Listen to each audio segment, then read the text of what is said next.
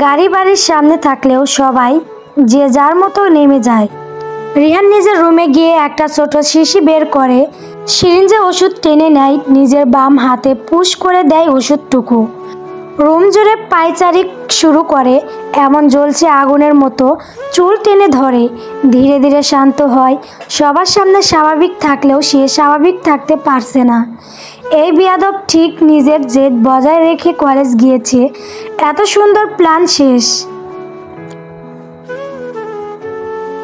আজকে রাতে 18তে পড়বে জন্মদিন, যার কারণে চায় না গায়ের হাত তুলতে। নিজেকে সামলে কলম আর খাতা নিয়ে বসে পড়ে স্টাডি টেবিলে। লিখতে থাকে প্রতি বছরের মতো ছোট একটা চিঠি, সেই পুরনো নোট যার প্রতিটি লাইন মুখস্থ। লেখা শেষ হতেই কাগজটা ড্রয়ারে ঢুকিয়ে রাখে। আজ আর কোনো লুকোচুরি নয়, সামনাসামনি হিসাব হবে তেজের সাথে। এই সময় মোবাইলে একটা মেসেজ আসে। ওপেন করে দেখে সে তেজ রোদ পাশাপাশি দাঁড়িয়ে কলেজের কথা বলার সময় একটা ছবির নিচে লেখা, মালটা সেই নাকি, কি সুন্দর তোকে বাঁচিয়ে দিল, বাট কতদিন, তুই তো মরবি তাও আমাদের হাতে, সাথে এই মালটাকেও মারবো। নিশ্চয়ই কোনো না কোনো সম্পর্ক আছে, না হলে এত রিস্ক নিয়ে তোকে বাঁচাতো না।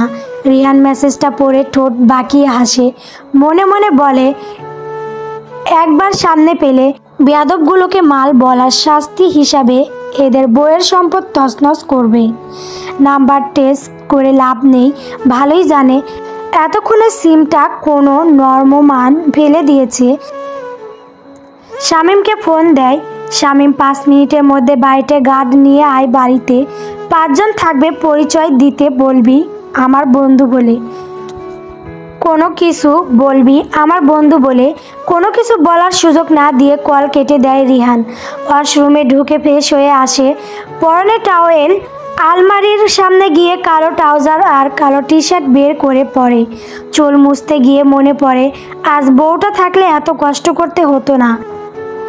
নিজেকে নিজেই সান্ত্বনা দিয়ে নিচে নামে।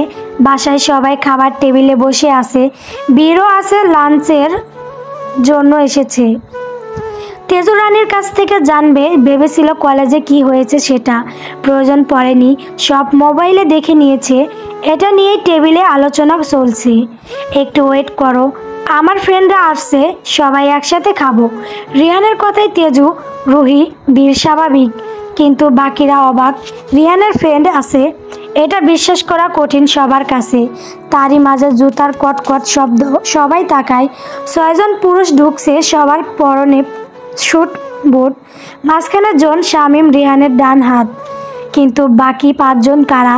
তোরা চলে এসেছিস, বসে পড়, এখন তো খাবারের টাইম, ভাত খা, নাস্তা খাওয়ার দরকার নেই।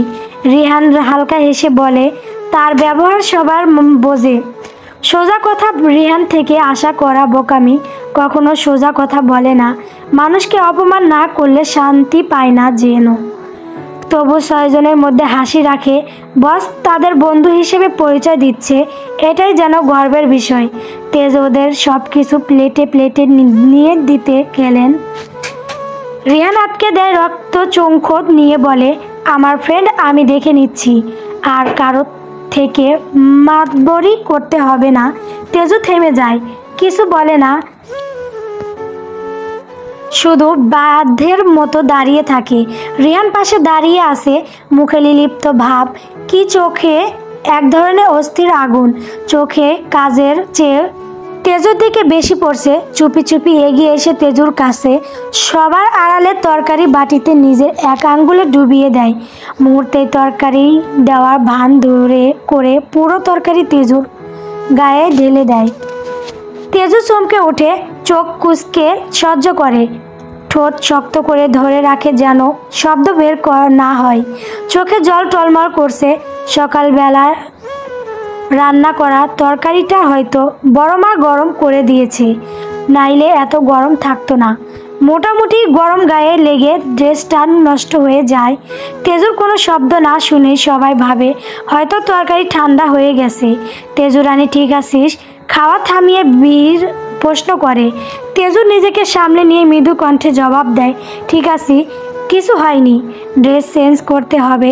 তেজু নিজের রুমে চলে আসে। রিহান বাঁকা চোখে তাকিয়ে দেখে সব সেই দিক শান্তির নিঃশ্বাস ফেলে। অব্র তালুকদার তখন সবার উদ্দেশ্য বলে, কাল তেজুর 18তম জন্মদিন, তাই কালকে রাতে পার্টি থাকবে প্রতি বছরের মতো। আশা করি কেউ কোনো বাহানা না দিয়ে অ্যাটেন্ড করবে। অব্রর কথায় সবাই সায় জানায়। এই কথাটা প্রতি বছরই খাবার টেবিলে শোনা যায়, যেন এক অলিখিত নিয়ম। রিয়ান ঠোঁট চেপে হালকা হাসে, চোখে অন্যরকম ভাব। অব্র দৃষ্টি ফিরিয়ে খাওয়ার মনোযোগ দেয়।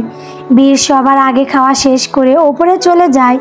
রুমে তেজু বসে আছে, একটু আগে ড্রেস বদলে পায়ে বাতাস করছে। গরম তেমন না থাকলেও পায়ের ত্বক লালচে হয়ে আছে।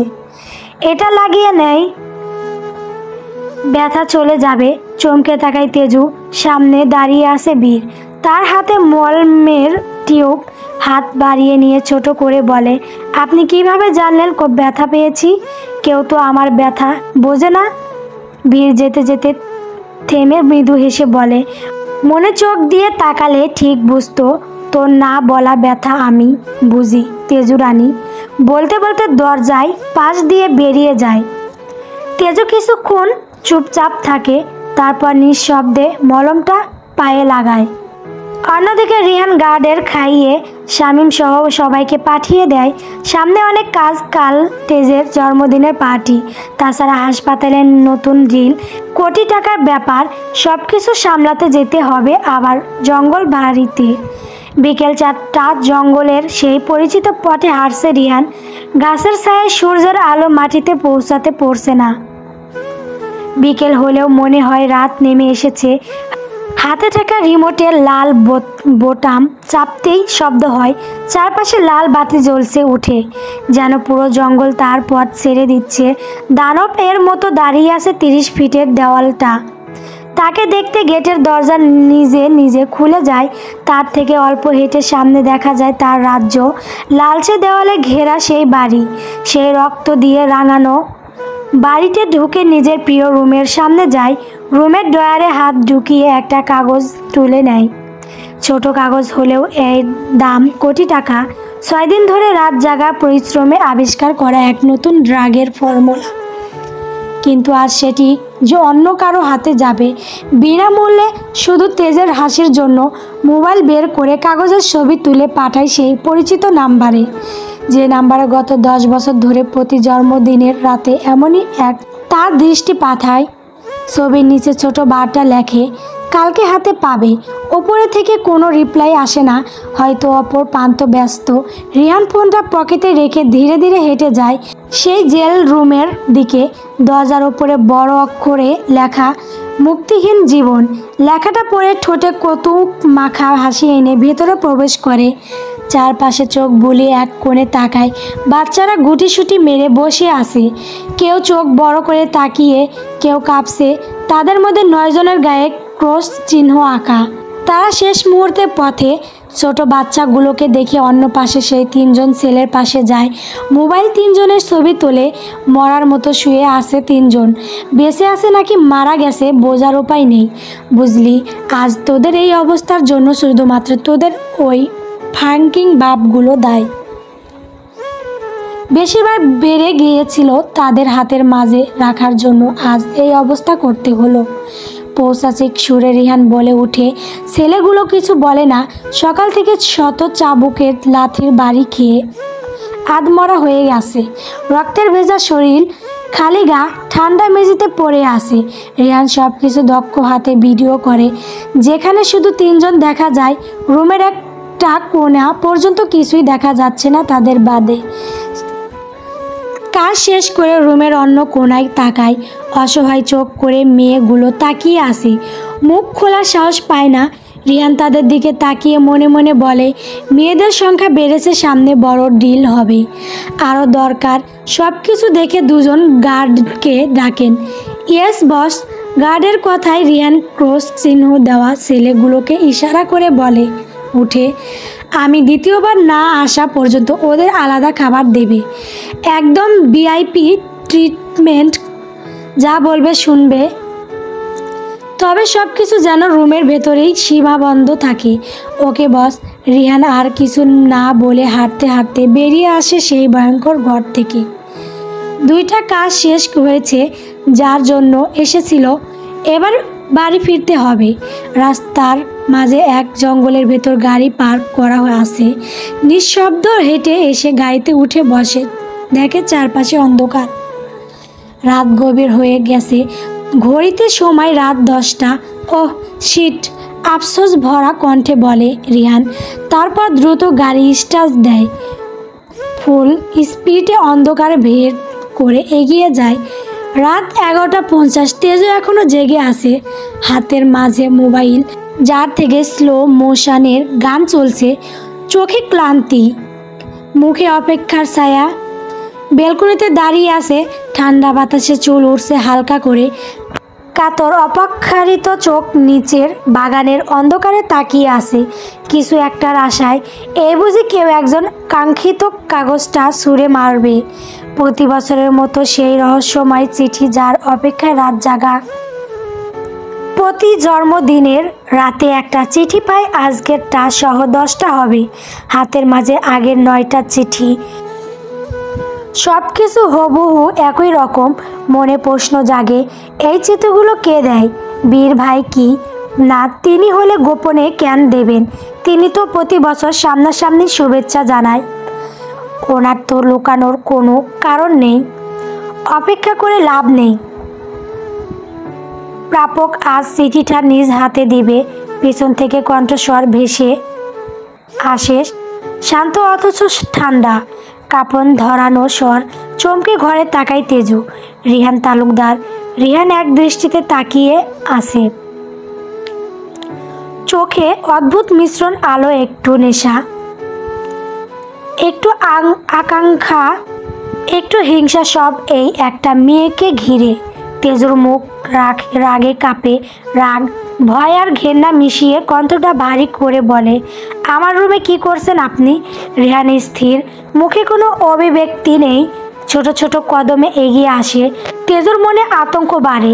একবার পিছিয়ে যায়, আবার এক পা পিছাতেই শেষের রেলিংয়ের আটকে যায়। চোখ বড় বড় করে তাকায়, বুকের ভেতর ধুক ধুক করছে। দেখুন, কাছে আসবেন না, আমি কিন্তু ঝাঁপ দেব। রিহান ঠান্ডা গলায় বলে, আমি জানি বউ, তোর ঝাঁপ দেওয়ার অভ্যাস আছে। আগেও একবার দিয়েছিলি, কিন্তু তখন আর এখনের মানুষ সম্পর্কে দুটাই আলাদা। তাই ঝাঁপ দেওয়াই প্রয়োজন নেই। মানে?